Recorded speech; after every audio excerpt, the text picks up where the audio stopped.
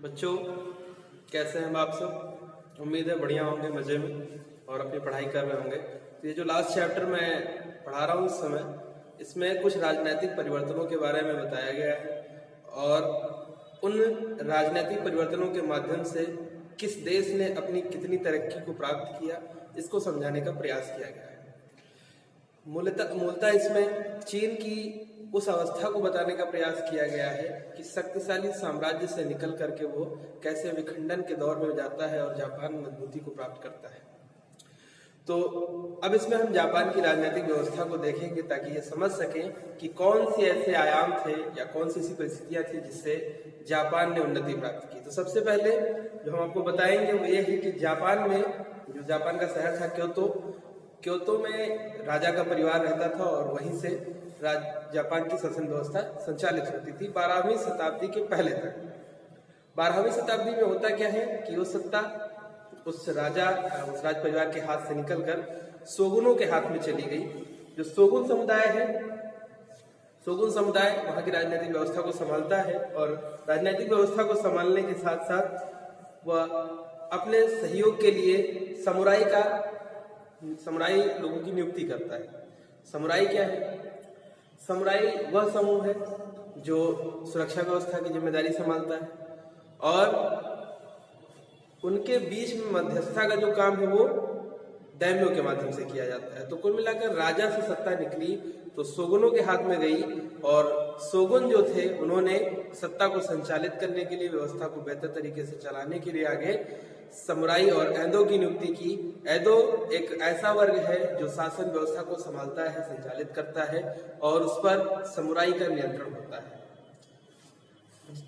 और ये जो अगला समुदाय आता है वो सुरक्षा व्यवस्था का काम करता है। तो इस तरह से हम देखते हैं शोगुन, समुराई और एदो, तीन लोग मुख्य रूप से राजनीतिक व्यवस्था को संचालित करते हैं।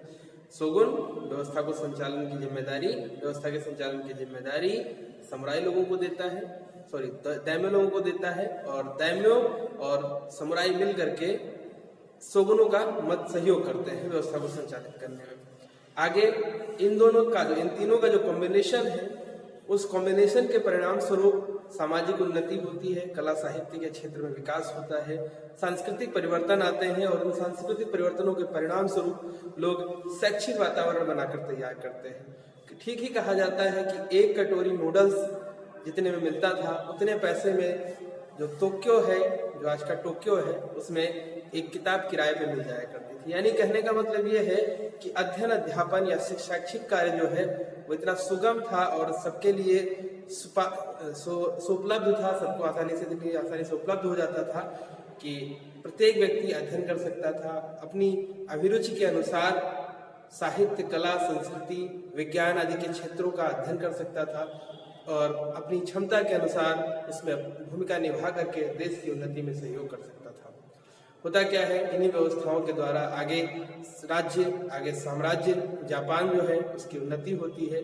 उसमें 2-3 बड़े शहर बनते हैं जिसमें एदो, ओसाका और क्योतो, ये 3 शहर धीरे धीरे अपने स्वरूप में विस्तार करते हैं, विस्तृत शहर के रूप में सम्मुख आते हैं, जनसंख्या का घनत्व बढ़ता है और हम सभी जानते हैं कि जब क्षेत्रों में जनसंख्या का घनत्व बढ़े और उस जनसंख्या का सही नियोजन हो तो निश्चित बात है कि राष्ट्र तीव्र गति से उन्नति को प्राप्त करता है। और यही कारण रहा कि जापान अपने 4 द्वीपीय क्षेत्र जिसे होन्शु, होक्काइडो, क्योटो और शिकोकू के नाम से जाना जाता है, उन सभी क्षेत्रों में समान रूप से उन्नति और तरक्की करने में सफल रहा।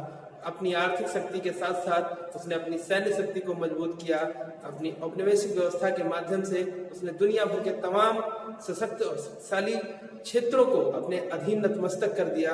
इसको हम निरंतर आगे देखेंगे। ये रही जापान की राजनीतिक व्यवस्था और उस राजनीतिक व्यवस्था के परिणाम स्वरूप व्यापार जो है वो तीव्र गति से बढ़ा। एक व्यापार था जिसे निशीजन कहते थे। निशीजन रेशम का व्यापार था। निशीजन रेशम जो है वो बहुत ही प्रसिद्ध था, बहुत ही उपयोगी माना जाता था, जिसके कारण पूरे क्षेत्र में निशीजन रेशम की भारी मांग होती थी, पूरे यूरोप महाद्वीप तक उसकी मांग होती थी। तो इन सभी आयामों के परिणाम स्वरूप, इन सभी एक तरह से हम कह सकते हैं कि अनुकूल वातावरणों के परिणाम स्वरूप जापान ने तीव्र गति से अपनी उन्नति की और दुनिया भर के देशों को नतमस्तक किया। मजबूत राजनीतिक व्यवस्था का ही परिणाम था कि जापान छोटा सा देश, थोड़ी सी जनसंख्या के बावजूद भी बहुत आगे, बहुत तेजी से बढ़ा। धन्यवाद। नेक्स्ट टॉपिक हम फिर पढ़ाएंगे आपको मेजनी का उत्थान।